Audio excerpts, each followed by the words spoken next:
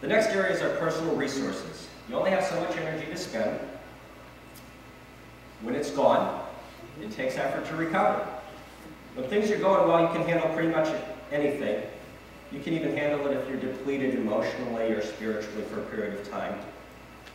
But when things get rough and every aspect of your life is a drain, you soon find yourself stretched, used up. If you continually push yourself to the limit, pretty soon you have nothing left to give. It's like the parable of the sower. You know how it goes. A man goes out, scatters his seeds. Some falls on the path, some on rocky soil, some in the weeds, others on good soil. Jesus goes on to say, listen then to what the parable of the sower means. When anyone hears the message about the kingdom and does not understand it, the evil one comes and snatches away what was sown in his heart. This is the seed sown along the path. The one who received the seed that fell on rocky places is a man who hears the word and at once receives it with joy. But since he has no root, he lasts only a short time. When trouble or persecution comes because of the word, he quickly falls away. The one who received the seed that fell among the thorns is the man who hears the word, but the worries of this life and the deceitfulness of wealth choke it, making it unfruitful. But the one who received the seed that fell on good soil is the man who hears the word and understands it. He produces a crop, yielding 100, 60, or 30 times what was sown. The worries of this life and the deceitfulness of wealth choke it, making it unfruitful. So we get tied up with things that we need, or at least our peers say we need them, our neighbors say we need them, Wall Street and Fifth Avenue say we need them, culture says we need them, and pretty soon all these things are choking out our lives, sapping our strength, draining us until we're unfruitful. In its extreme form, we call it depression. You might say that you're drained, you're tired. But far before it gets to that level, it damages our relationships, it saps our will to connect to others in a meaningful way. It just drains our life away. We have to have margin in our personal resource if we're going to live a real life. You only have so much energy to spend. Where will you spend it? Yeah, money matters. Can't escape that one. We also need margins in our finances. Yes, to help people with material items, but more importantly, to protect our time and our personal resources. Let's tackle the easy one first. We have plenty of examples in the New Testament of having all things in common and meeting the needs of the poor and the oppressed. As Paul told the Corinthians, our desire is not that others might be relieved while you are hard-pressed, but there might be equality. At the present time, your plenty will supply what they need, so that in turn their plenty will supply what you need. Then there will be equality. As it is written, he who gathered much did not have too much, and he who gathered little did not have too little. Or as James puts it, what good is it, my brother, if a man claims to have faith but has no deeds? Can such a faith save him? Suppose a brother or sister is without clothes and daily food. If one of you says to him, go, I wish you well, keep warm and well fed, but does nothing about his physical needs, what good is it? John says, if anyone has material possessions and sees his brother in need, but has no pity on him, how can the love of God be in him? Dear children, let us not love with words or tongue, but with actions and in truth.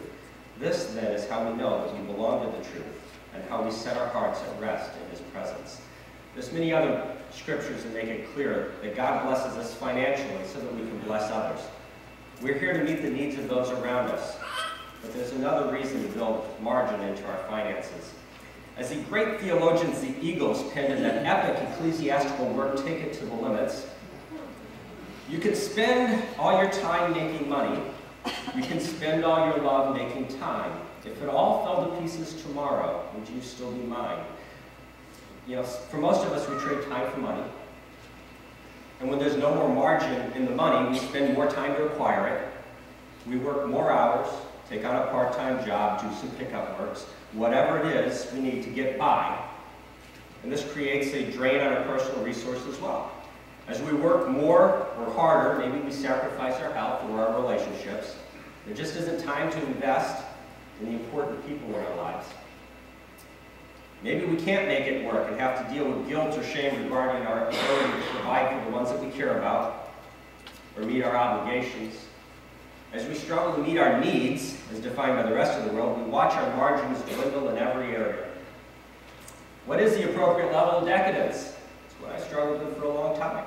What am I allowed to spend on myself? Are my expectations of consumption in line with God's provision for me and through me? Money's just a tool. How will you use it to build God's kingdom? So what's the point? I told you we'd get back to it. When you reap the harvest of your land, do not reap to the very edges of your field.